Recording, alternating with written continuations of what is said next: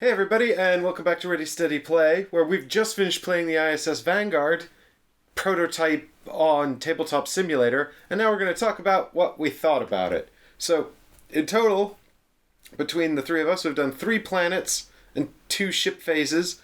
Ollie and I were there for all of it, and Michael joined us for a ship phase and 3 planets. We've done 3 planets, haven't we? 3 planets and 2 ship phases. Yeah, Michael's we there for have. most of it. The guys didn't get to see the first one, did they? That was our teach. Secret planet. Full of Yeah. spoilers. Sworn to secrecy.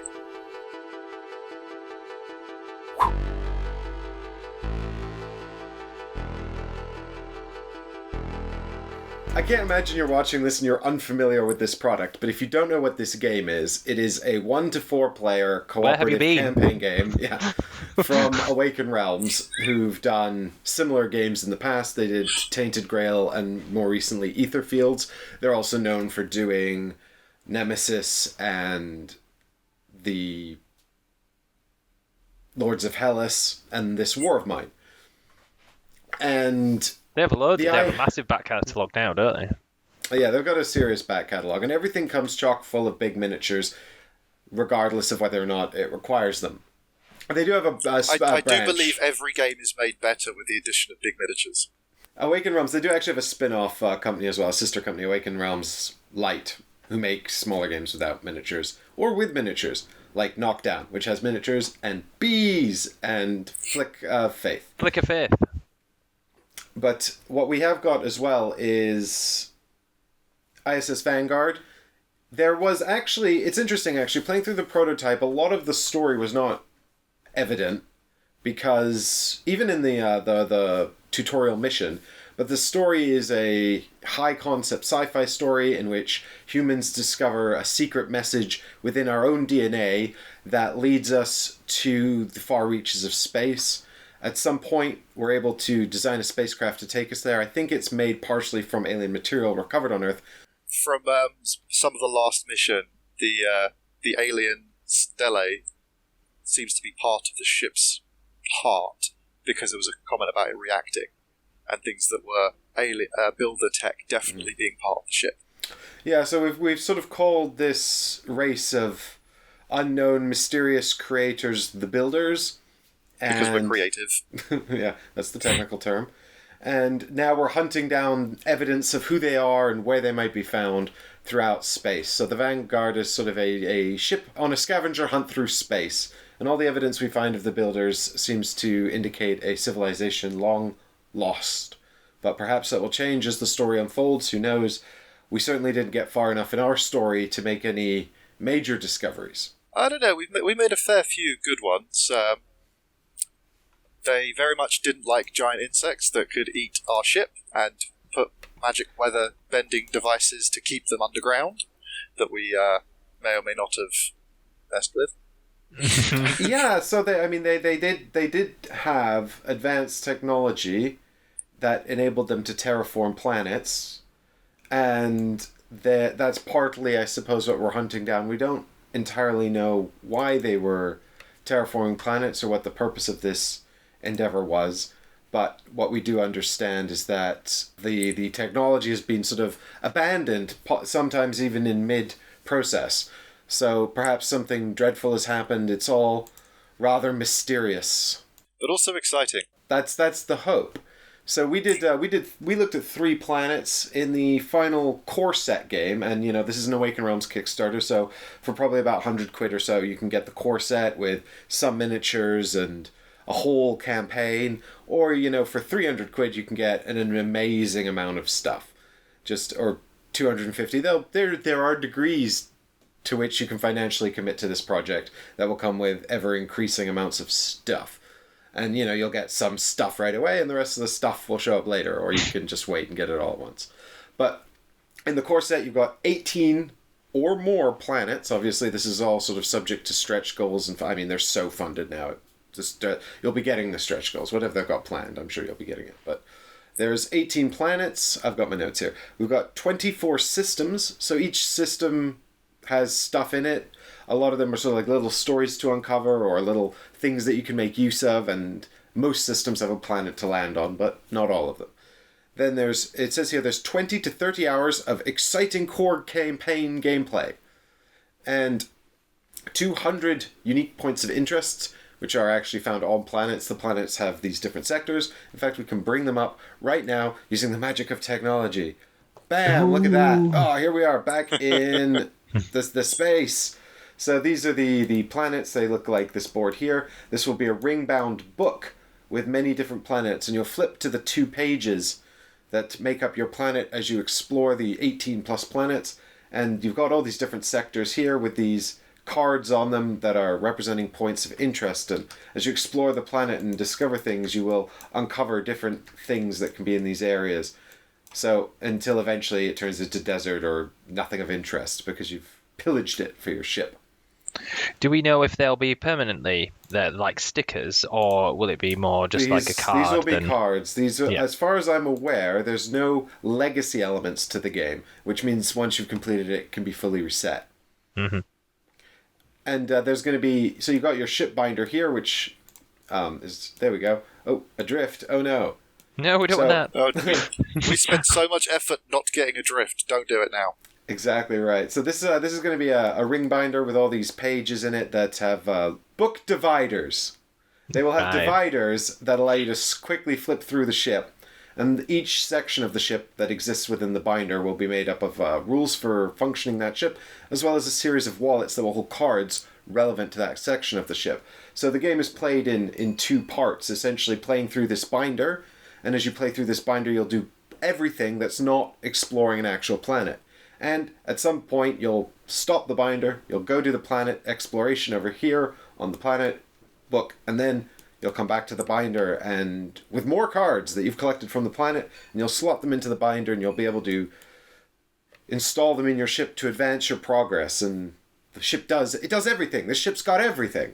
It's got manufacturing to make stuff. It's got science division to research stuff. It's got a bridge to decide where we're going to go. It's got a crew center where we can recruit new people and train them. It's got a memorial wall so we can remember all the people who died. It's got a med bay. Did I say the med bay? So we can help people. Yeah, med bay as well. Everything and more that you would expect to be a sort of, essentially a completely self-sufficient survival ship going through space. And you'll have monsters that chase you around like this guy. So here you can see some of our engineering team who are off exploring. Valiantly staying behind the ship. Our digital representations of the miniatures here. Yeah, show us your gun, man. Oh, look at that. I still love the fact of how Chris was so excited to have the guy with the chainsaw gun. So we've had a chance to get to grips with the game. We understand how it works. Michael and I have played 3 chapters of Tainted Grail. I've now played about 20 hours of Etherfields. Ollie hasn't played any of the Awakened Realms campaign games. He's played the prototypes for both of those games, though. I was going to say. So I've not yet finished an Awakened Realms campaign game, which is a big caveat, I suppose, coming into this. Make that what you will. Yeah, although Michael and I would definitely have made more progress in Tainted Grail if we could actually if COVID hang out. wasn't a thing. Yeah. If you were allowed to be around each other. Yeah. Yeah. But Chris did finish Tainted Grail, actually. The core box he finished. And Tainted Grail Wave 2's just arrived. But so I've just been going through all of the Tainted Grail stuff recently. But he finished it, and we were talking about it at length. And he had some interesting points around it. But his general takeaway, actually, was that he was a bit disappointed with it in the end. I've been streaming Etherfields on the channel, and some people have already finished it. They're so excited by it. They've already gotten all the way through it. And yet, a lot of the reviews I've seen for it have been largely negative. I've seen some positive reviews too. So, and Chris's review of Tainted Grail to me was rather negative as well, although so far I've enjoyed what I've played of it. So I'm sort of interested to hear what you guys think of our experience so far. We're now, I guess, of actual gameplay. If we were just playing on our own, if we weren't making a show, we're probably about 8 hours of gameplay in, I suspect. Yeah. And that means we are actually... No, we must be... How can the box be 20 to 30 hours, and yet we spent 8 hours doing 3 planets? because we take a long time to do stuff. I think maybe as well because I think the first time you look at the book and you're just trying to get a bit of grips with it, and also because we're doing it on this tabletop simulator, I think if we had it for reals in front of us, it might not be as cumbersome to get through as. I think if you're going to explore 18, I think, well, I've accounted for all of that sort of stuff. That's what I mean, if we weren't making a show. If we're just kind of playing it, I'm sort of thinking about us. I think 20 to 30 hours is probably a low ball to get through 18 planets. To get through 18 plus planets. I agree. It seems a rather conservative number to say that we've done 3. I mean, because remember, 18 hours. planets is basically 18 ship phases as well. And Yeah. if you're going for 30 hours, that means you're doing a ship phase and a planet in less than an hour. Well, what's 18 threes? Just gonna wait for him to do this. 64. No, 54. I mean, but that's still an hour and a half. That's still an hour and a half per ship, per planet and ship phase, which still seems rather optimistic to me. Yeah. But That's like double the amount. So the game will not change, I don't think, in terms of length much. I mean, based on player count. If you have 4 players, you'll probably have a lot more discussion going on and things like that, but you'll probably be able to resolve stuff quicker on the planet, maybe. I don't know, maybe not. But the way the game will work is that you'll always have all 4 of these player areas available in the game. These are the sections on the ship. And there's engineering, science, security, and recon. And when you go down to a planet, you'll pick a number of sections equal to the player count. So if you're going with 4 players, all 4 sections. If you're going on your own, you'll actually pick 2, which is the same as in the 2-player game. And in a 3-player game, you'll bring 3 like we did. So I think that at a player count, I thought this felt better at a 3-player count, actually, than I would imagine Tainted Grail or Etherfields would. I've found those games feel right at 2. Etherfields at 1, which is what I'm doing on the channel, and I'm doing it 2-handed, doesn't feel quite right. I should definitely have just picked 1 character, like Awakened Realms, strongly recommended. But I mean, now I'm doing 2, so that's it. When does Mike follow the instructions? When am I not super ambitious? Yeah. Exactly. That's more appropriate. Yeah. I'm going to nickname you Icarus. I prefer Captain Optimism.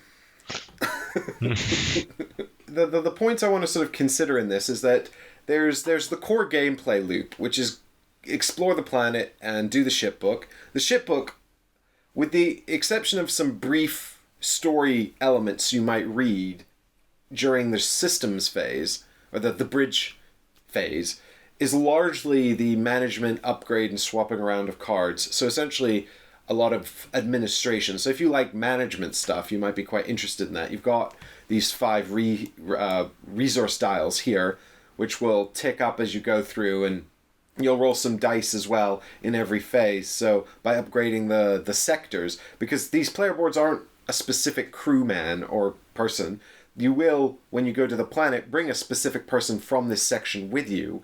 But the section board itself represents the entire sector, so it contains all of the collective resources and crew people and everyone in that sector on this board itself, which is also accompanied by a box that holds all the resources. The ship itself is sort of all management, so if you like that kind of stuff, you're probably going to enjoy that. But really, if you like the planetary exploration, you might also find the ship stuff compelling, because you're going to be upgrading yourself. You're going to be making yourself more powerful for the planet exploration and things like that. But I think that if you're here for the story and uncovering the story, I don't think you're going to get an awful lot of that in the ship phase. No, but it is worth pointing out that the ship phase enables you to do a lot on the missions. So where we had the it's a crucial phase. It's a crucial phase. But where we had the discoveries and where we had the production, that meant that we could take heavier cargo. That meant that we could prepare more for the planet, and in the end meant that we felt more confident exploring more of the planet. Like when we first started, we were like, oh, we need to get this done in such a way that we're very careful with resources. And the nice thing about the ship phase is, because you're choosing the upgrades and you're choosing all of the power management things, there is some lucky dice rolling involved, but it allows you to have expectations about what the world is you're going to assign on. The whole scan aspect of the energy management means you get to know more about the planet and potentially do a lot better. Yeah, so what the ship does very, very effectively for a board game is create a sense of managing this complex space society. You know, you've got all of these things You're that not you're just trying the away team. Yeah, there's not just it doesn't just feel like sort of a minor phase of a game. You know, you've got all of these different sections. You've got the resources that you must expend, albeit some resources like response points are generally only really used to deal with situations. But the fact that there are situations that are popping up on the ship, that's another thing, the situation room, where situations will begin to develop, and unless you deal with them, they'll turn into full-blown issues. Problems. Yeah, I didn't want to say situations again. I was going to say catastrophes, but they're not always like that. Some of the situations are actually positive. So you've got this sense of things sort of coming up and happening on board the ship that you can choose how you want to handle. The ship does have a real sort of important role to play in bringing across the theme of the game and what the Vanguard actually is, which is this whole ship, you know, and you're told don't get too attached to any one character in your sector because the crew will die. You know, some of them will die. So over the course of the whole thing, you will probably play many crew members, you know, some of whom will have died because of a failed mission or because of a situation gone bad or because of story and plot developments, and they said don't worry that if that does happen, because there can be some positive things that come out of that. Exactly right. So it's the death the wall of the crew is, yeah. I mean, well, there's the very tangible benefit of slotting the crew cards into a section of the book that's used for marking their death. And then there's also some, occasionally if they die heroically on the planet or as part of a plot point, you might also gain some benefits from taking part in that. But I still find it funny that you get the Iron Fist for security dying, you get the automatons for the engineers dying, for the recon team dying you get a rec room. We get a canteen. And for the science team you get the armillary sphere, which sounds cool. The armillary. I don't know what it is. I don't know what it does. We don't know what any of them do because we didn't unlock them.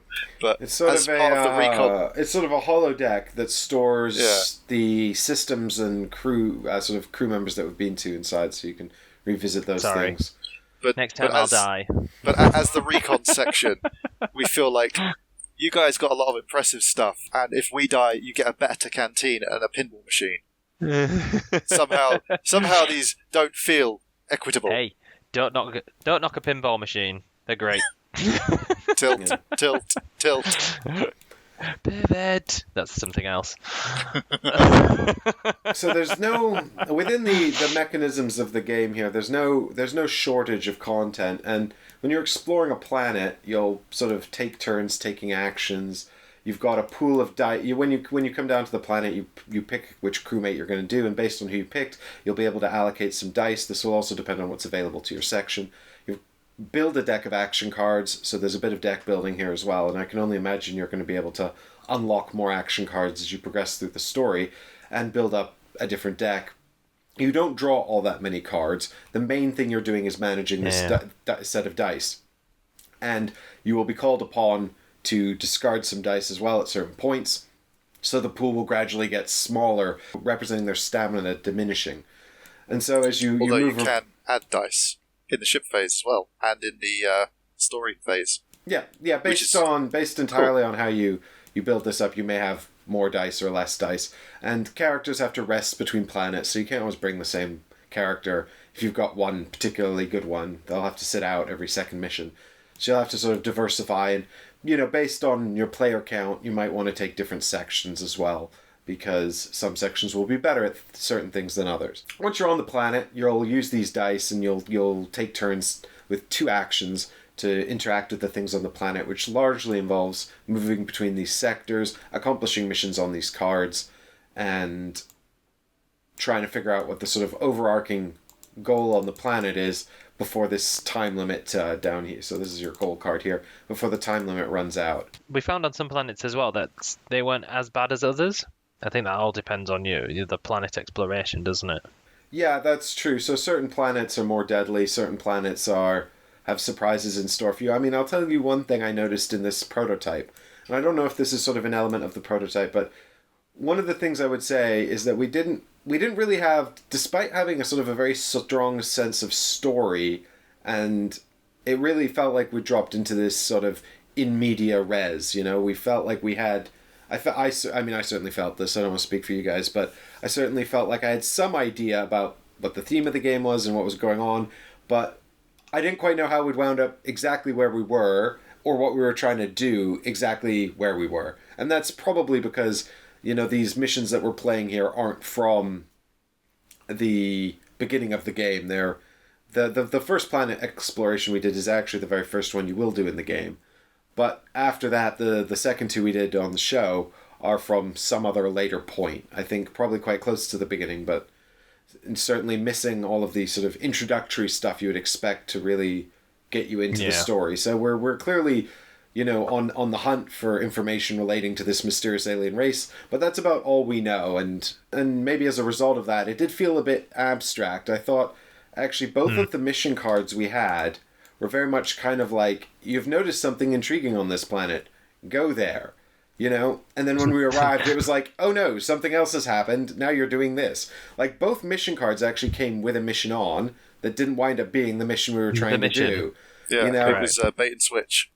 Yeah, it was a bait and switch twice, but I'm not sure how I feel about that, you know? Because surely the mission is what we design. It felt like these mission cards were missions the game was giving us, not missions that we'd chosen. But we're the Vanguard. We set our own missions. We decide what they are. In all fairness, one of the missions was get off the planet before it blows up. I feel like that's a very understandable mission. And another mission was get off the planet before you get eaten. Yeah, but then it became get off the planet before it blows up. Oh yeah, well, yeah, both missions were, you know, find the thing and look at it. So in both cases, we found the thing, then looked at it, and then immediately after looking at it, it was get off the planet before you die.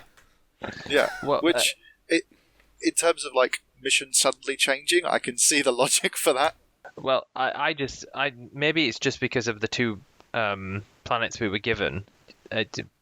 If there's 18, you'd like to think that there was going to be more variety in the missions that you choose. I would hope so, but the thing that bothered me wasn't the symmetrical nature of these. It wasn't even that after looking at the thing we were there to look at, suddenly there was a sense of danger. I mean, that's absolutely fine as well, or even an imposed time limit. Again, also fine. And the time limits were handled slightly differently. On the second planet, there was a literal time limit. On the first planet, it was get off before you run out of resources and die. And there was certainly an opportunity to sort of stretch out our resources. So in that sense, it didn't really... the planet changed, but it wasn't a time limit in the same way. But what kind of bothered me was that I didn't feel in either case that we really accomplished the first part. Like, the first part of the mission kind of just felt like a red herring to get us to the exciting consequence of being there. And I must admit, that kind of undermined the mission, right? Like, if I'm like, why did we go to the bug planet, though? You know? 100%. That was going to be my thing. But then I think this is just me as a player anyway. I like to know everything and what would have happened if this had occurred and why can't we know that X, Y, and Z. And so, yeah, for me, I felt like there's more questions. It left more questions than answers. There's a lot of stuff on the planets to discover, but I still think there needs to be a main mission that you sort of have to do. And if I said to like Ollie, for example, what was our main mission on the first planet? What did we come away with other than some random resource cards that sort of furthered the plot, you know? Or for that matter, what on the second planet furthered the plot? Well, this is the thing. So moving on just from what Michael said, we did leave the first planet quicker than we needed to. So there could have been undiscovered bits that would have fulfilled that urge that he had to know more. Hopefully nothing mission critical, because we couldn't go back to that one. No, but that's the point. Like, we missed a unique discovery, so there was at least more to investigate. And I feel like the first planet, that was, there is freaky meteorological conditions here, and we don't know why. We suspect it's tech-related. And it even said in the closing part of that the science team were really interested in going back and figuring out exactly how certain things on the planet worked, but we overruled them because it was suicidally dangerous. And there was a strong implication that we should revisit this planet here. Yeah, but the thing is, the first planet, Everstorm, it specifically said in the outro that the science team were going, we need to go back, look at all the wonderful technology. And the rest of the crew is like, no. Mm-hmm. And for me, that kind of fulfilled the story hook, because we came there, we found out some interesting information, but it's too risky to go back. Here, we came to investigate a specific area. When we investigated it, we were being attacked and the planet became unstable. So immediately we're now, right, we need to get away. We might be able to come back and it might go on. But I felt like there was still a story hook for me. And although we're probably just unlucky that these two missions had that like gotcha moment, there's probably a lot of other planets where there is clearly something going on, because the volcanic area that became the endangered campsite, there was an artifact there that you had three log options of what you wanted to do, and there was a map of things you could do. We just don't know if the one you picked was particularly bad, and then it locked off all other answers, because there's two paths we didn't even cross, and there was clearly progression on that map. Yeah, so and this sort of leads me into sort of the next sort of point to make, really, because, you know, the caveat, of course, for this particular discussion is that what we've been given here is a prototype to display the way the game works and how the story is going to be doled out, but it's not going to give any major plot reveals or spoilers, because they don't want to spoil the plot before you receive the game. They also haven't finished the game, so what this kind of leads me to, and Ollie identified that there is a MacGuffin. There's some kind of builder's artifact that we're chasing across space, and as we discover each one, we can sort of we have about enough time to carry out one experiment before we have to find another one, and we'll slowly build up our knowledge around these MacGuffins, and eventually that'll probably reveal the next sort of major sort of plot advancement. I think what I'm sort of concerned about is whether or not the act of managing the ship and exploring the planets is compelling enough to support a very, like, they've got to get the balance between, you know, playing the game, which is, and meeting out the plot. You know, I don't want to go for a long time without advancing the story, but if the story advances too quickly, then I might not feel like I got my money's worth, I suppose. Yeah. But I think it's a very fine balance. Yeah, I'd point out as well that one of the issues we had in the systems phase was that we felt we didn't have enough energy to do the things we want. Oh, you're back on the ship phase now. Yeah, back in the ship phase. So in the navigation systems phase, there's things you can do in a system that isn't landing on the planet. You will have this ability to go to these other locations, and in this system, they were all just pay energy and thing to gain this. Well, in a previous one, it included logs to read, or it included things to add to the story. So in the other system, there was a short piece of text to read, which resulted in us getting resources. In this system, it's all just pay a resource to change one resource for another resource, or change one resource for an income or something like that, with a small amount of flavor text. So the actual system itself just sort of has these very sort of three very basic interactions, and then the landing, which triggers the planetary exploration. But if you look at some of the previous ones we went on, there was in-story engagement in it that you could miss by not going to there, and you could always go back to a system. But it was just nice, the fact that you had this go to log such and such. Oh, look, here's some development. It doesn't even necessarily need to advance the main storyline, because some of them are just like redirects.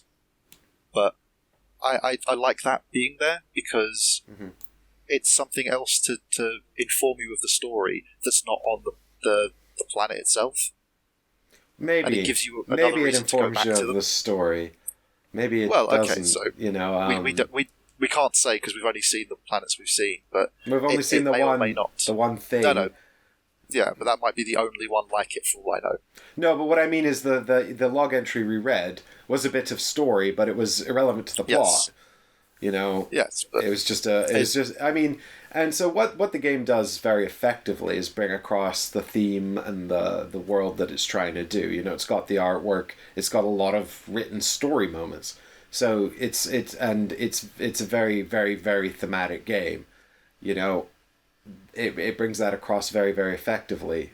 Whether or not, I think the real question for me is sort of twofold. It's whether or not the actual act of carrying out the exploration of this story is fun enough to get you to the end of the story, and whether or not once you've sort of come to the end, you'll be happy about the experience you've had getting there. You know, there's this interesting sort of consideration where I've spoken to people about these kinds of campaign games, and they're like, well, it's about the journey and not the destination. You know, to which my reaction is always kind of, yeah, that's true, but when the destination's good, nobody questions whether the journey was worth it. True, but then this is a game made up of an overarching journey and then micro journeys with destinations patched through, and even on these system cards, there is story text within, like, underneath the system name, and I feel like you also need to sort of weave that into your expectations going on the planet. So, like System E, something within this system emitted a clear, strong signal as we were approaching it, using the same incomprehensible encryption as the message from the Eye of the Void. A large artifact of the builders must be nearby. That draws you into why we're in this system, because when we picked it, we just picked a letter from. That's sort of what I was caveating at the beginning when I said we sort of joined this in media res, because we don't really, I mean, for me personally at least, I didn't really feel any particular drive to find out who the builders were, you know, because it's all very abstract at the moment. And I mean, I'm a big fan of this kind of space opera sci-fi stuff. You know, I'm a huge Mass Effect fan, and there's a great example of a journey that was not, or a destination that was not great, but I still really like the Mass Effect games, and I don't at all regret playing through them. And you know, I'm one of those persons that carried the same character over all three games as well.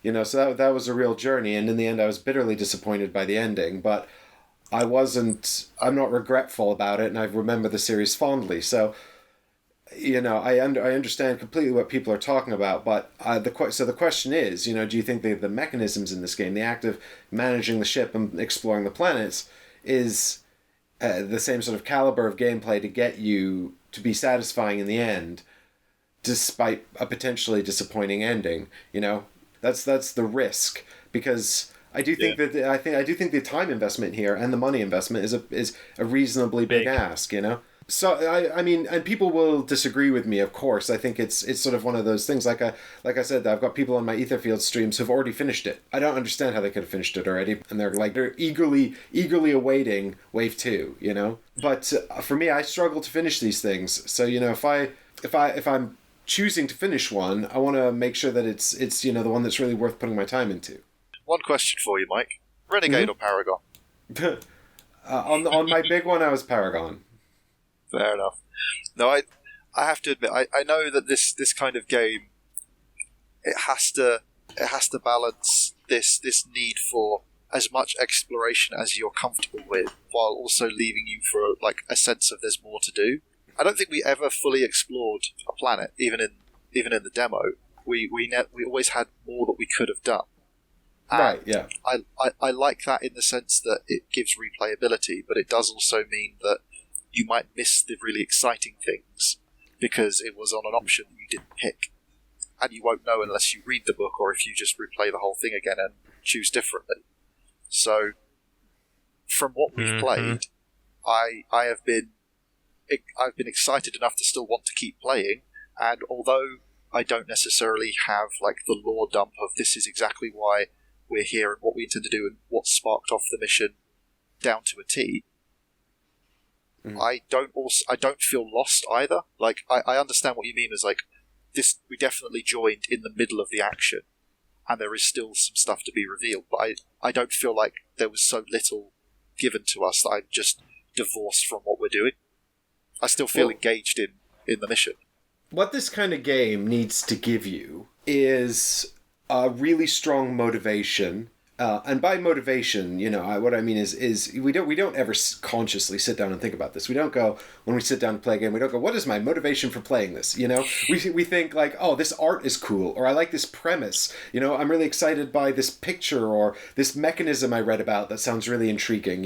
We're excited about like something, and then we start on the experience, and it either draws us in and we get engaged and we want to persist, or it doesn't. And so there's as a sort of a clear motivation, particularly in this kind of adventure, the clear motivations are either, the pursuit of the uncovering of the narrative, or discovering more about the world, the theme, if that's what's excited you, or it's because you just really, really like the mechanisms of the game itself, right? Carrying out those mechanisms and solving those sort of puzzles, or the minutiae of managing the ship, optimizing the different sections of the ship, or perhaps, the survival element of the planet and getting through that survival element that's just really appealing to you. And the story's just there as a kind of a hook to take you from puzzle to puzzle. The obvious comparisons for this kind of thing are other major campaign games, and you see the sort of the very stark examples of this in, something like Etherfields, which does feel to me very much more like a narratively driven game than a mechanism driven game. And although there's a lot of mechanisms in the game, they don't feel like a puzzle. They feel I feel more like I'm on a roller coaster, just trying to manage the best I can as things unfold in front of me. The primary opposite example to that is another game is Gloomhaven, right? And I haven't played Gloomhaven original, but we've been working through Gloomhaven Jaws of the Lion on the channel. And Jaws of the Lion and Gloomhaven, I understand Gloomhaven this is also true of Gloomhaven, although I don't know. But Jaws of the Lion is very plot light, like comparatively plot light, where some people sort of investigating a crime in a town, and the story is like a paragraph at the front of the adventure, a paragraph at the end, and that's like it. There's an event card in between adventures, and that's it. The main part of the gameplay is just trying to solve that puzzle. And it feels really, really, really tight. I never feel like... I always feel responsible in Gloomhaven. Like, I always feel like if we failed, it's because I made a mistake. Or if we've succeeded, it's because we've done something really clever. Whereas in Etherfields, I often feel like, events are outside of my control. And, I'm often making decisions like, it'll be like, here's the foreboding closet. Do you open the foreboding closet? And I've been in both situations on the live stream where I've opened the foreboding closet. And one time, it's full of shadows and steals your sanity. And the other time, it's full of children, the souls of children who wanted to escape. They bestow magical gifts upon you, and you never know what it's going to... And there's no clear indication whether or not this closet is going to be full of something good or something bad. I haven't... And so, that's what I mean by sort of being on the roller coaster. Do I put resources into that? Well, I'm the kind of player that always wants to put resources into that because I want to see what happens. I want to know the mystery, My point is, here, I feel like this is another game that sort of fits into that category. I don't feel like, even though we were doing a lot on the planet, it didn't feel like a really compelling puzzle. I never felt like... I agree. I never felt like acutely responsible for what was happening. Mm-hmm. Case in point is that water thing that we were doing on the last planet. Yeah, I thought that was going to get brought up. So we spent a reasonable amount of our on-planet resources exploring a cave, which then revealed a sort of a second-level challenge. Now, this is where one of the elements of this game kicks in, which you might find exciting, because we were exploring a cave, and we didn't get to finish exploring the cave. We found a sort of a deeper layer full of irradiated water that would require more resources to explore than we had available to us. So we would really have to get off the planet and then come back later with the resources we needed to explore that pool, which is entirely possible because you save the state of the planet when you leave it, and you can always return unless something catastrophic happens that prevents you from returning. And that is also possible either through plot devices, which you might have seen on our series, or because of equipment you deployed. So you can have sort of a meaningful impact, but I don't know, I think in a way that kind of limits the design of the game Because if you can always blow up a planet, that means no one planet can be so crucial to the story. Do you know what I mean? Like, I'm sure there's... Tell that to Alderaan. Well, Alderaan's not crucial to Star Wars. It's crucial to the backstory. I mean, well, no, it just serves as a motivation for the characters, but it could be replaced with anything else, any other demonstrable act. Alderaan might as well have been, Leia's father being killed by Vader, or some other main motivator. It just served as a good example, or not a good sample, a good piece of writing, because it also demonstrated the power of the evil forces that they were contending with, and I think that that's good writing, and that's the thing that ISS Vanguard has to get right, because. What I gotta say, for me, the primary motivation as a player was the logbook and the story. I didn't find the dice stuff particularly compelling. I also felt like we were making a huge number of decisions, but it all kind of boiled down to the sort of the same thing in the end, which was rolling some dice and hoping for the best. This is where, hoping and praying. This is where I think Michael's point about the puzzle aspect, because when you're rolling dice as a solution, it isn't properly a puzzle. There is a large element of luck, which people who watch the episodes, we failed some things spectacularly. And it's so frustrating. Just because the dice said no.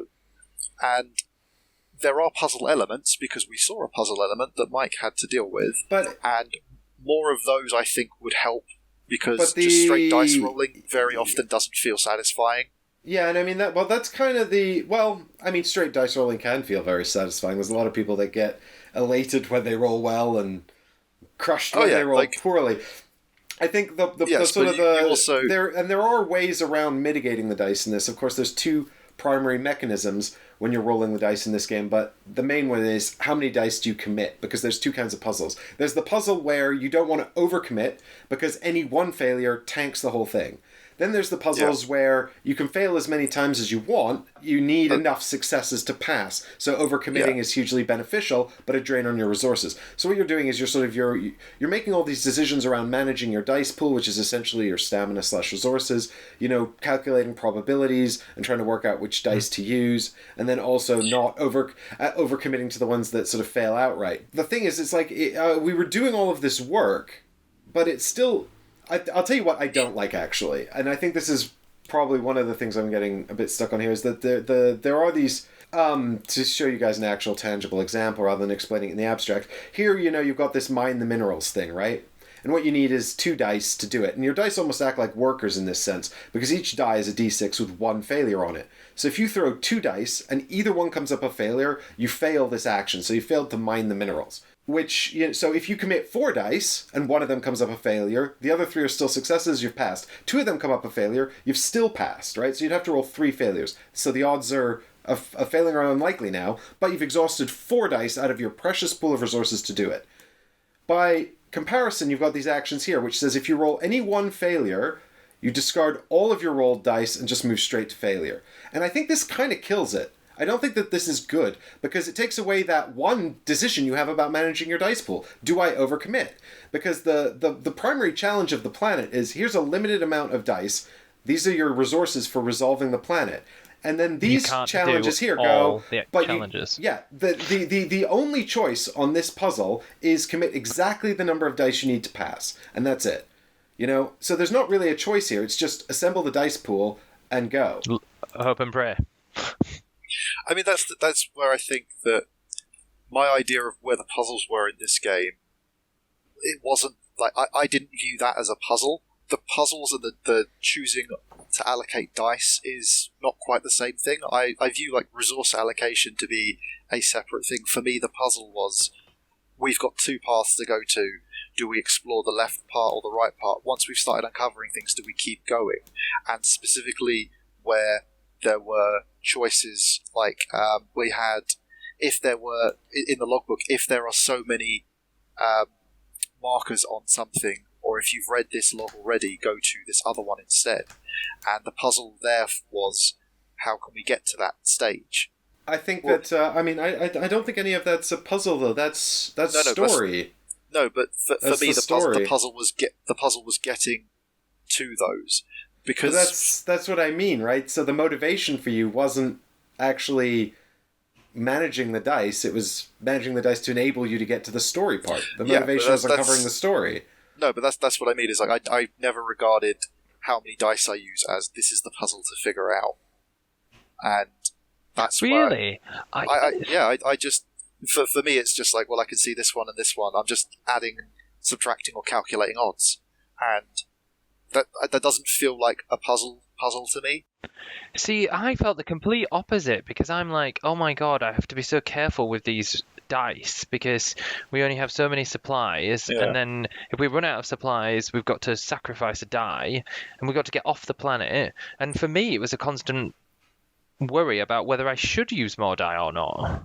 But that's sort of what I mean is, I mean, the two elements are both apparent. You know, you're going to be managing the dice, you're going to be throwing the dice, whether you're blasé about it or fastidious. If you found yourself repeating the same planet over and over because you continually fail and all you care about is the story, you're just going to skip it, you know, because you haven't found the act of doing the dice stuff compelling to continue. Compelling enough.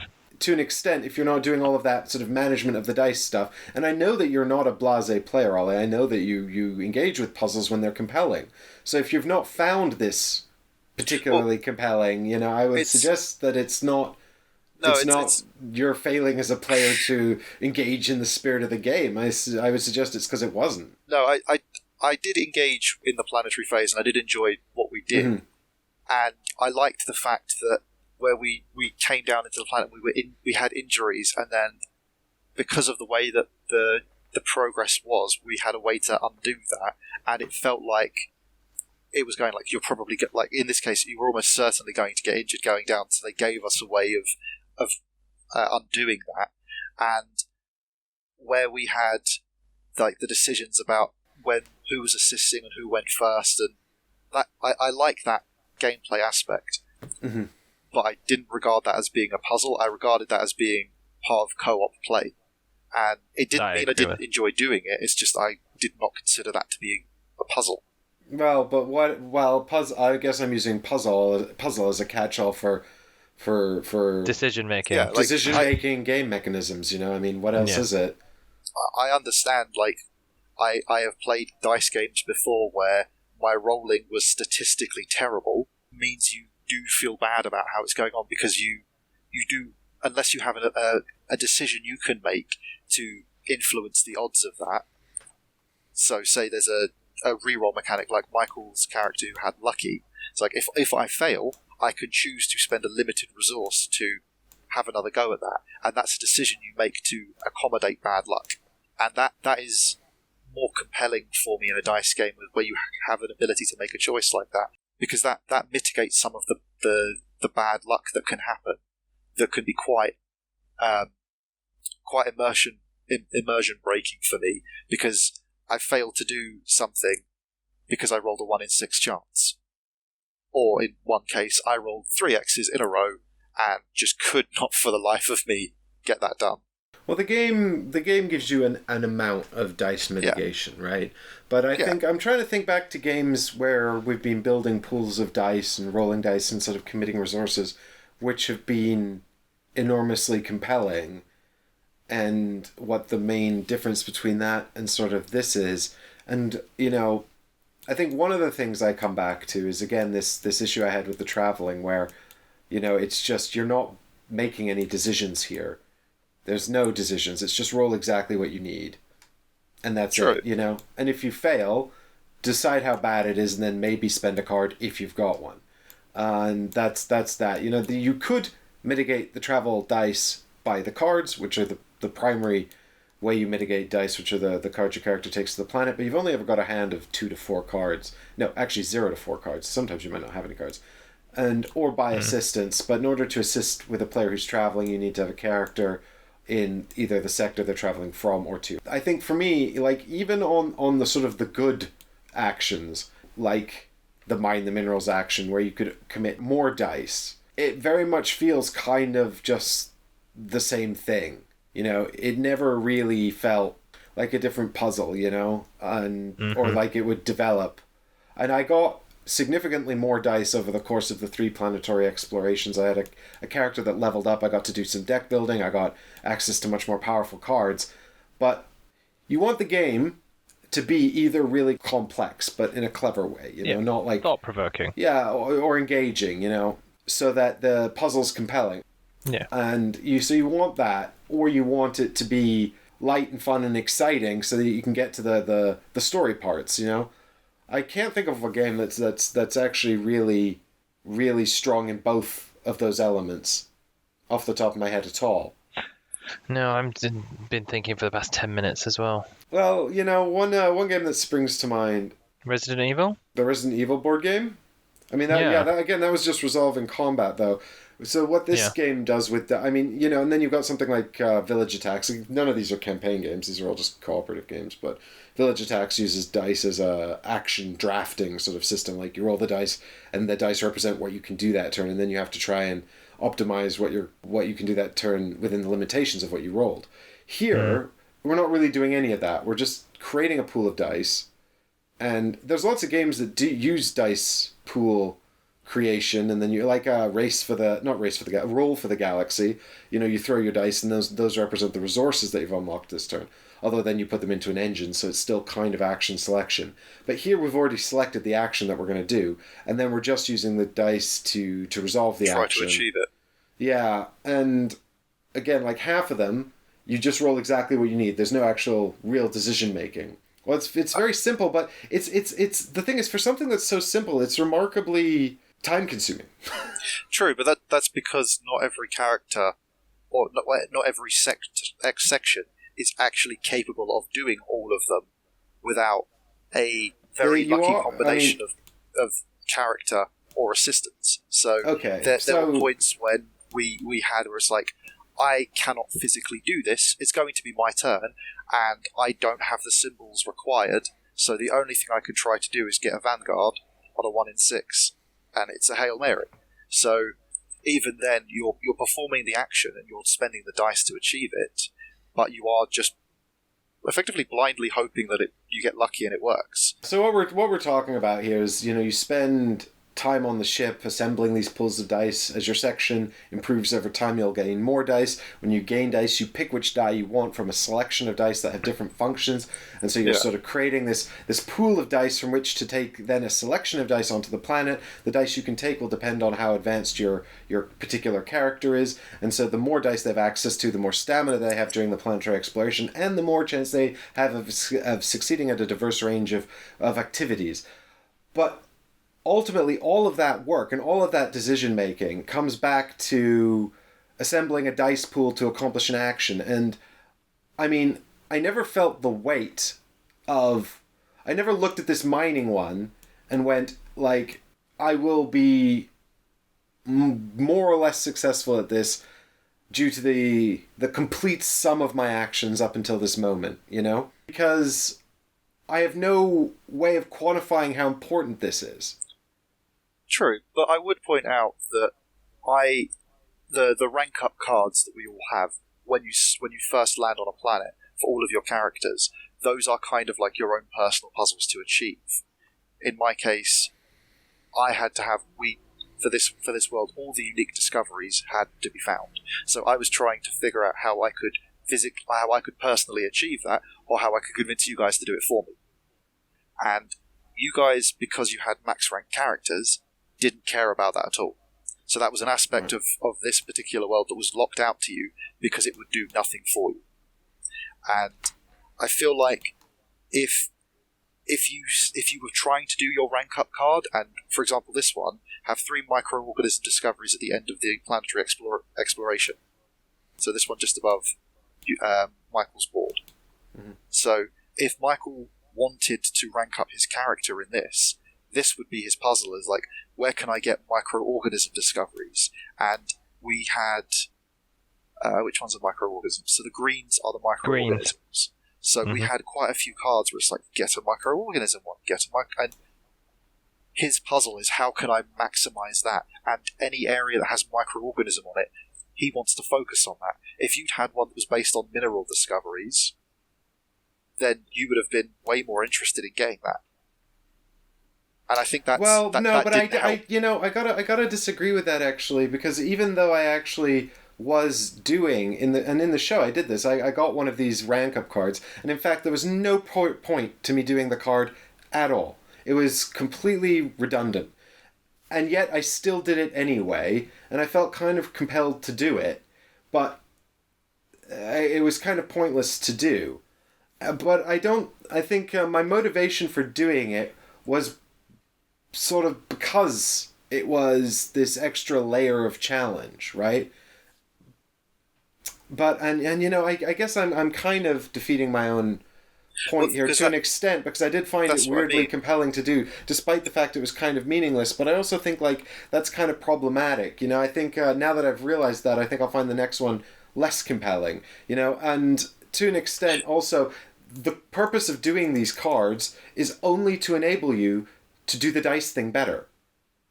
True, like but that's it all does also they're give you, there for. It does also give you a reason to do something like that. In this world, there were only 2 spaces where yours could be achieved. Like this game gives you a lot of things to do.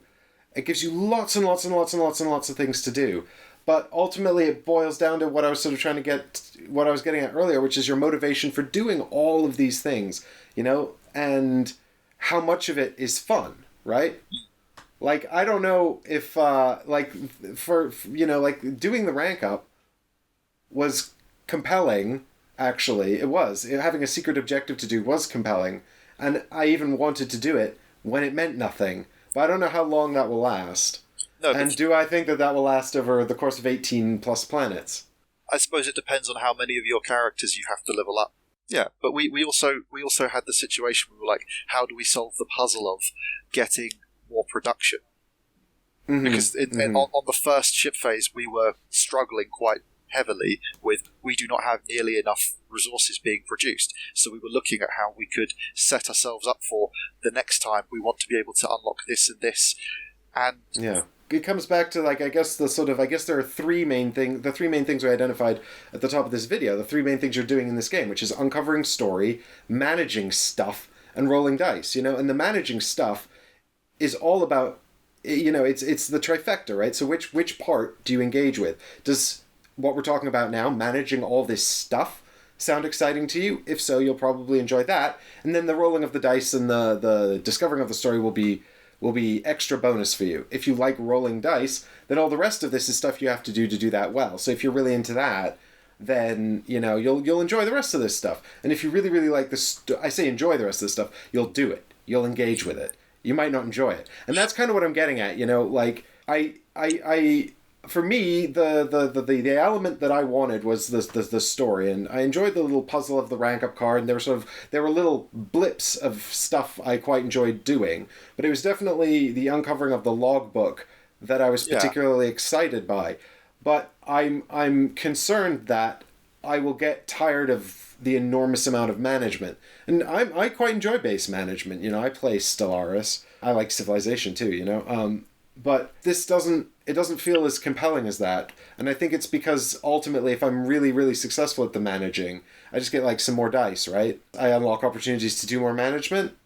It's like, what determines how do we quantify what do I get if I'm really, really successful at the managing? I don't know. If you've been on top of the management, you can advance more quickly, you know, hastening the story. At the end, there's this dice mechanic where, you know, which can be very frustrating, and you can just fail, particularly because of this kind of dice roll here, where it's just... Any fail is a fail, the whole thing. Yeah, but also this actively disincentivizes you from overcommitting. So all of those extra dice you brought through your effective management and all of that building of stuff that you did is essentially redundant. The only way to help mitigate this failure is through the application of the cards. And in that sense, rank plays a part, because you'll have better cards if you have a rank. But the cards they don't feel massively impactful because you only ever have 0 to 4. I got by on the first rank cards for every mission and every phase.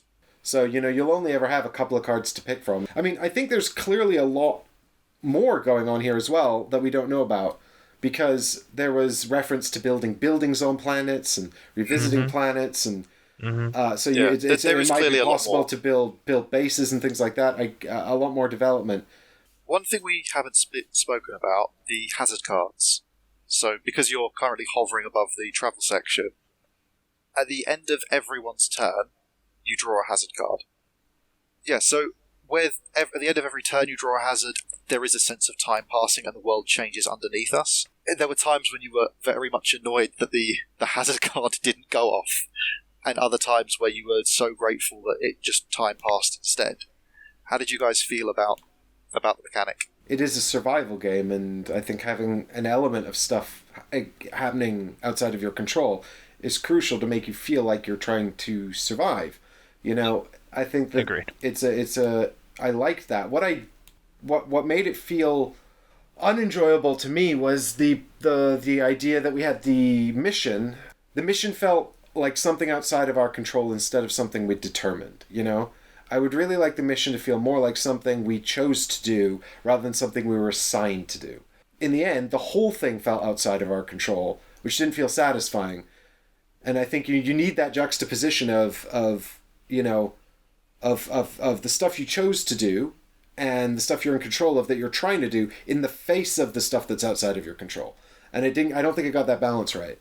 No, I was going to say, not necessarily linked to the mission, but I didn't mind the hazard cards at all. I thought they were a good element of the game, and I didn't mind how sometimes they worked in our favor and sometimes they didn't. I think that added to the element of it's risk. been suggested they get renamed event cards or something, you know, rather than hazards. Hazard. Yeah. I mean, hazard does sound a bit misleading. To be fair, peculiar really for the failure on anything to be draw a hazard card. I mean, if they had two decks, events and hazards, and sometimes it was draw an event card and sometimes it was draw a hazard, which was always negative, that'd be different. But the real threat felt like it came from these injuries, right? Like sometimes as the result of a hazard or some other failure in a system of the game, you'd receive these injury cards.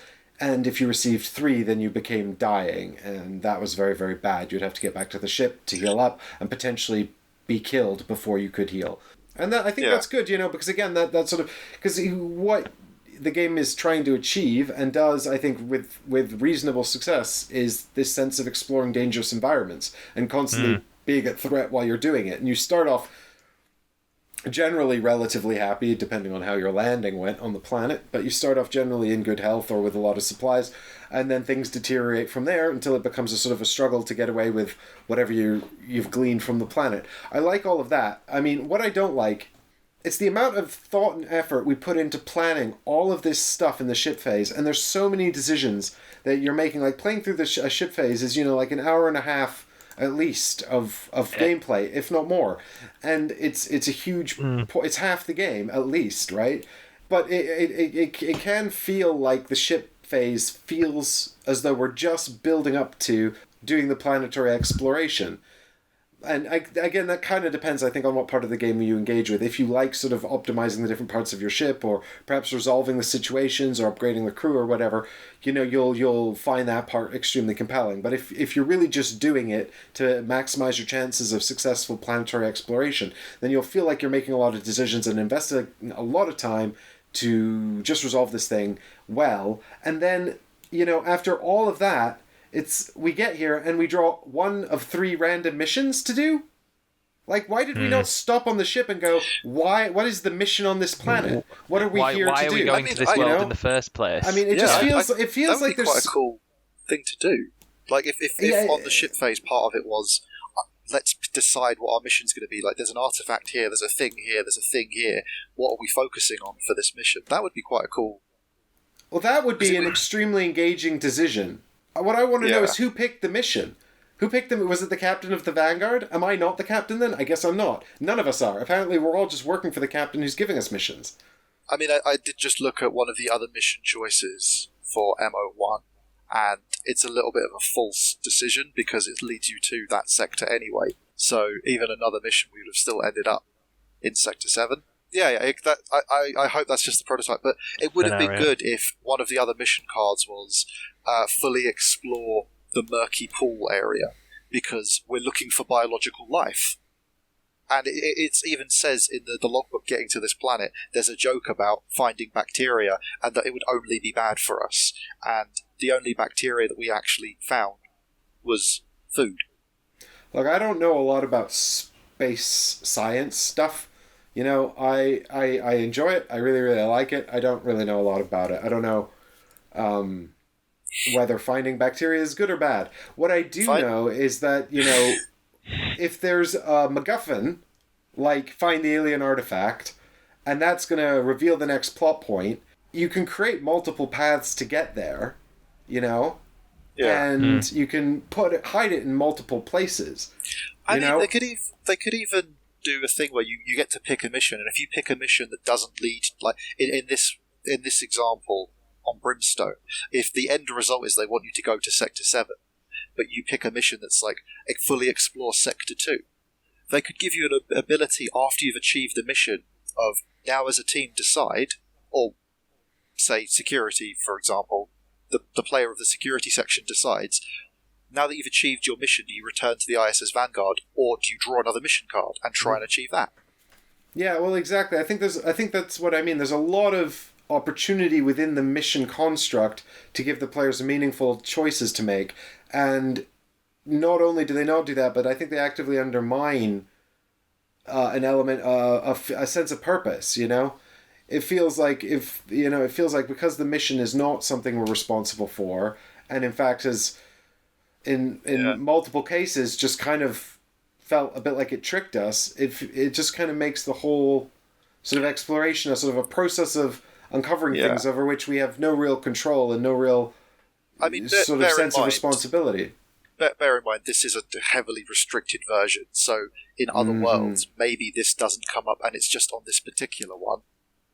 All roads lead to Sector 7. Yeah, but if all roads lead to Sector 7, also, you know, to sort of make that more of an abstract thing, the concept that no matter how you get there, the end result's always the same. I don't mind that.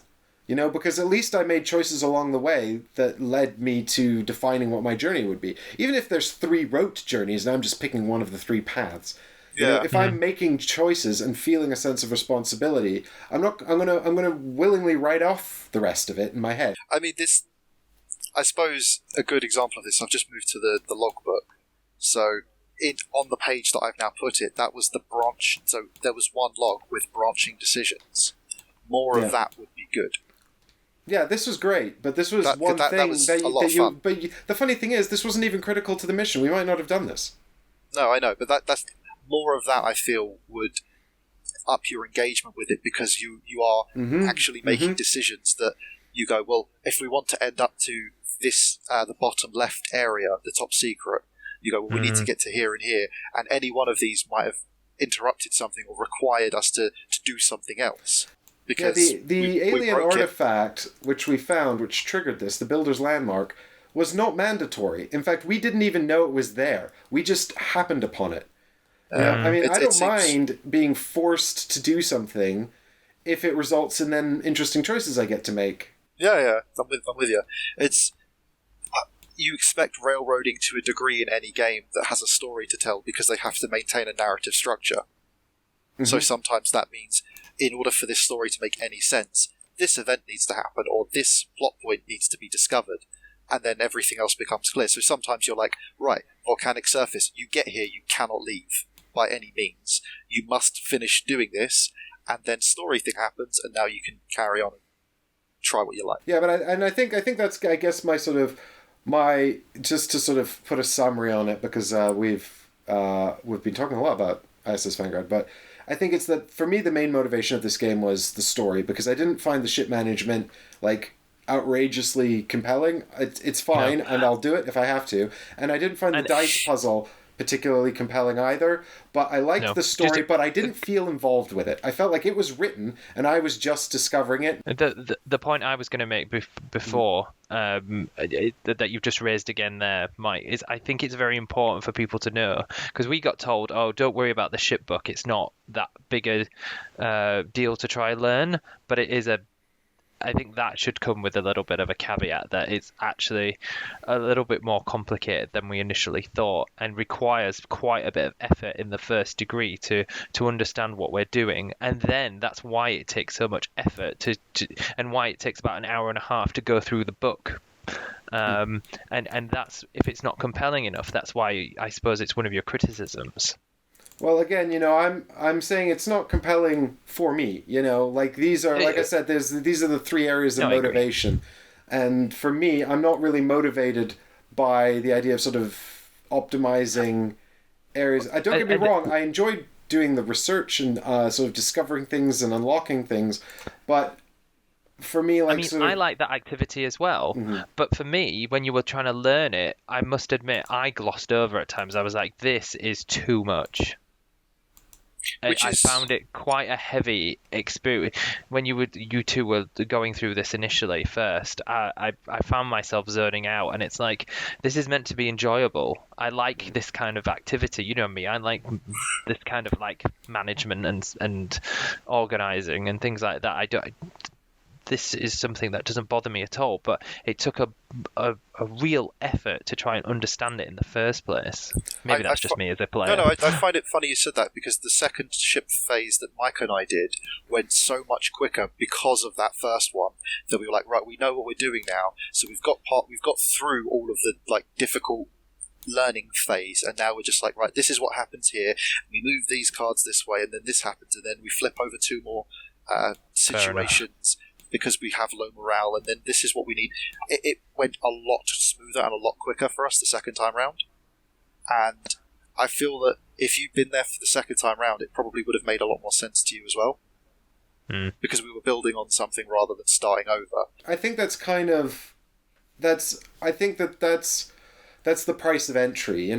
You're going to be. I mean, in a way, there's games that are far more complicated than this ship book to manage, and then you're only going to play them maybe once or twice for 2 or 3 hours and then be done. You pay this price of entry, and then you're going to be doing this for 30 plus hours, and once you've repeated it 3 or 4 times, you'll probably get a fairly dab hand at it. But it isn't on a big undertaking up front. And I think the other thing I would add is that the ship process, it's important to follow the steps in the right order, and some of them involve you making decisions, and some of them involve you not making decisions, just moving cards around, and sometimes it's just rolling dice to generate resources or finding out what happens. And so there's a lot of sort of none of the sections, for example, we're looking at the medbay here, none of the sections mirror each other. So it's not like you're learning sort of one process and then tweaking it a little bit each time. Each section of the ship, although the processes are similar, are different enough. And that's kind of the worst, really, because if they were all the same, you could learn one thing and then just apply it each time. And if they're all significantly different, you would notice the difference. But each one involves slotting cards and moving them around and rolling dice, but always in kind of different orders, and the slots behave kind of differently, and they have different impacts each time. It's very fiddly. Yeah, nuances. It's very, very fiddly, and I think that's why I struggled that first time. I was like, I am lost. Yeah, to be fair, Michael, we all struggled. We all had to reread a couple of pages, and at one point we were just. I think at one point we ended up redoing one of the sections because we read it through and then we went, oh wait, no, it's actually this way round. And but that's sort of what I'm getting at. The second time all in I went through it, it was much better. I'm sure by the 4th or 5th time, we would be getting along with it a lot better, but we would be accommodating for the fiddliness. Could it have been made easier? I don't know. I'm not a game designer. Should it have been made easier? I don't know. I guess that depends on what you enjoy. But for me, I was like, there's a lot of in the ship book I'm putting up with because I enjoyed enough of it. Story. I enjoyed enough of it. I liked the theme of uncovering the planet and picking destinations, and I liked the idea of managing the resources and which situations should we prioritize and all that kind of stuff. But it did feel like I was putting up with a lot of fiddliness to get to those bits. And I guess, that's kind of also in the end like what I would say about this game is that I don't have anything like it in my collection. I don't have big space campaign games, and certainly none like this. There are some, and I have played some. I'm thinking specifically of sort of dungeon crawler type stuff, though, like Core Space, or there's a Nemesis solo campaign, but that's vastly different to this. I don't have a game like this, And I played Leaving Earth, which is not a campaign game, but it's a very complex space game. But that's hugely realistic, and an entirely different kind of thing. I find this game extremely difficult to recommend. I find this one very perplexing. I mean, I'd like to play more of it, but I'd like to play more of it with you guys because I know you put the time in to understand the mechanics. I was going to say one aspect of this we haven't spoken about, which is interesting, is players can drop out and drop back in because there's no set. Like if you're playing one player, it says take 2 sections, but if you've got 3 players, then you each have a section. If you've got 4 players, you've got an additional section. So if one person misses a board game session, you could just have their section remain on the ship, and the game seems designed to give you that kind of choice.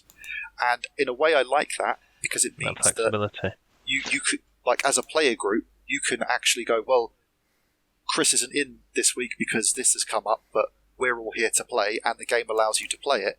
And they will miss out some content, but because you can revisit the planets, you can also fill them back in on stuff, and they still feel like they would still feel like, oh, my character did something, because you'd have gone, well, they stayed on the ship and they became the first mate, or they went into training, or they did something else. And I like that as a mechanic. I think it's a pro, because I think getting through a game like this in real life is a huge commitment, and sometimes people are going to have to drop out, and being able to continue without them is a positive thing. But I think the drawback is that there's an awful lot of cards and things that could change. You miss one session, and you might feel like you missed out an awful lot on what's going on. I don't think you're going to come back, though, and go, well, actually, I don't know. It depends. I mean, that's kind of damned if you do, damned if you don't, really. Because if you miss a session and then you feel like you didn't really miss anything at all, unless the actual gameplay of... And this comes back to my point about the rolling of the dice. And a good example is Gloomhaven, right? If someone misses out a play session of Gloomhaven, I highly doubt they're going to be bummed they missed out on the story, because the story in Gloomhaven is kind of light. It's very light. I don't know about the OG. In Jaws of the Lion, it's very, very light, and you could fill someone in on the story development in a split second. So if you're bummed out you missed the session, it's because you're bummed out you missed on playing the game, like the actual process of playing the game. And it's a fun game to play. Like, it's a really compelling puzzle. Some people disagree. That's absolutely fine. I find it really compelling, and I really enjoy it. So, and I don't have that experience here. I don't find the building of the dice pool, the rolling of the dice, a compelling puzzle. So missing out one session here, if it can be quickly summarized, isn't going to bum me out. But then my primary motivation here is the storytelling part of the game. It's uncovering the story and finding out what happens next. And if I miss 3 hours of gameplay and there's not really any major story beats to update me on, then that's also kind of worrying, I guess I would want, if I missed a session, to feel disappointed that I missed that session, because I'd want to feel like every session advances the story to some meaningful degree. And and that's because that's what I'm interested in. Exactly the same point, Ollie. I would feel the last sentence that Mike just said. If I like how you can have this element that people can drop in and drop out. I think that's a good thing to have. However, for me as a player, if I was not available and something distinctly interesting had happened and I'm very much a story person as well, that I would feel bummed that I'd missed that out. But then, like Mike's just said, if you've played 3 hours of gameplay and the story hasn't moved on, I'd be just like, oh, thank God I missed out on those 3 hours. That's not a good incitement to the game, really, is it? Well, not thank God. I mean, you might feel relieved that your particular motivation, you weren't disappointed this time, right? You might be like, but it's kind of like if it's every session, you're sort of you're waiting for that scrap of story, because every 3 hours you get like a tiny tidbit. That's not great. I was just going to say, what I would be annoyed at as an individual is that if I'd played 3 hours of this game and the story hadn't advanced, and then the one time that I did miss, the story did advance, I'd be like, what? Oh, that would be very frustrating, yeah. But, I don't know what the planets have in store for us in this game. I don't know if they're all going to be variations of survive the strange, sort of desolate, architecture of the long dead race, or if it's going to be, like sort of missions where we actually interact with things and sort of it gets a bit more involved. But and again, I found the each planet has a little story in it, that you sort of resolve. Like on the termite planet, it's the story of survive the termites. On this planet, it's the story of the ancient guardian that's been left to sort of guard the planet, and you have to deal with that. But these again, they're sort of variations on what we're doing anyway, which is survival. Well, there's a lot more to the game than just what we've seen. So fingers crossed it sort of develops and diversifies. I think of the three that we've played, of the three Awakened Realms storytelling prototypes that we've played, I found this to be the least compelling. And it's not because of the... Oh, hey, look at that. And it's not because of the theme, because I absolutely love this theme. But I was more excited for Tainted Grail and Aetherfields after the prototypes. Whereas after playing this prototype, I'm very much on the fence. Which is kind of interesting, and it does a lot of unique things. I say a lot of unique things. The ring binder. The ring binder is very interesting. The ring binder and the theme. Yeah. Well, the theme, it's not a unique theme, but it's not one I've seen realized in board gaming in this way before. Correct. I can imagine a lot of people will get a lot out of this. So I don't necessarily... I'm trying not to be too negative with it, really. Well, it's all subjective, like I said, there's people who've blasted through Aetherfields already and finished it and loved it, Yeah. And there's people who are selling their copies because they didn't like it. So, it's all this, everyone's going to have different experiences. But I hope in the final sort of promise, in the final all-in Kickstarter, I've seen a lot of boxes, but I hope there's something more going on. Other than search for the MacGuffin on the uninhabitable planet 30 times. It would be ironic if all of the other planets had life on them. And it's just like, these are the two. It's a hostile universe, and we get to the next system over, and they're like, why didn't you come here first? Yeah, we gave you guys the exciting lava planet and termite planet. We didn't want you to have to do the boring market worlds and stuff. It's like, this is the commerce planet, where you can get swindled. Like, you roll a couple of X's on your dice, and it turns out all your money's been stolen. Personally, I would like to play some more worlds of this with you guys. I have a feeling like this is another expensive thing I'm going to back for the channel. I mean, dude, it's entirely up to you. It's entirely up to you. This is a game I could play more of. But I don't think I'd buy this for my personal life. Fair enough. I don't think I would have the time to finish it, and I don't think I know enough people who would be... Like, the only people I sort of play board games regularly with, I think, would either be not interested in the amount of time it takes to play this, or would find the management of the ship and the swinginess of the dice too frustrating. They'd disengage, I think, faster than they would remain engaged. But that's 100%. I would mirror that statement. I was about to say something else. I was about to say the exact same thing. If you were asked me, would I buy it? And I mean, I personally wouldn't buy this, mainly because, I think I've said this in a few other playthroughs as well, but it's mainly because the other people that I play games with, one, I don't know enough people that would probably want to do this, and it's mainly because they don't have the time, or, like me, they would find that initial investigation work of trying to work out that the ring binder with the ship phase just too much, and they'd switch off and they'd be like, nah, I want to play something else, please. Well, my partner and I, we started Pandemic Legacy Season 1 in 2016. No, the end of 2015. And we finished it during lockdown. So, literally a month ago.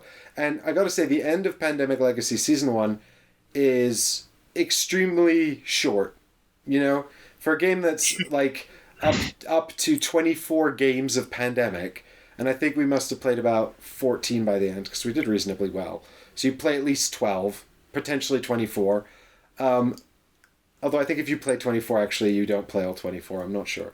But the point is that there's a lot of Pandemic in there, and at the end, there was it's super duper light on story. A lot of the story is unfolded through the actual addition of mechanisms to the game rather than written text. And at the end, it's sort of summarized with a 2-sentence paragraph that kind of tells you what happened at the end. And I didn't mind, because the puzzle of Pandemic, solving it over and over again, remained compelling throughout. but I don't think the puzzle of rolling these dice is going to remain compelling. So it's got to be the motivation to explore the sectors on the planets and to explore the logbook. But Fair that's enough. not. But that's fine. That's absolutely Yeah. fine. But you've got to recognize that these are a mechanism for distilling story, and so it's got to be well balanced. Because if it's too frustrating or too laborious, then you're going to lose interest in. You're going to run out of interest in dispensing the story. You're going to be like, well, this story is reasonably compelling, but this dice thing I have to do constantly, let's just read the book. You know? Yeah. Yeah. Any final bullet points, guys? No, I think we covered it. No, I think we've covered it. I hope, I suppose, hope people found this useful. So, Or at least Yeah. amusing. yeah, indeed. Yeah, comprehensive rundown. All right. Thanks, everybody, so much for watching. I hope this has been helpful and helped to guide your decision Treks through making. the dark void. Yeah, and your checks through the dark void, and don't remember, we talked for such a long time because there's a lot of important points to make. In this case, this is a big game, and it's a big undertaking, and if you don't buy it now, you may not be able to get it, and that's the kind of the thing. So you've really got to think about whether or not this is a journey you want to take, and I hope that we've given you the insight with which to make that decision. And the campaign's probably going to end in a few hours when you're watching this. So, there you go. Bye! Bye, guys. See you later.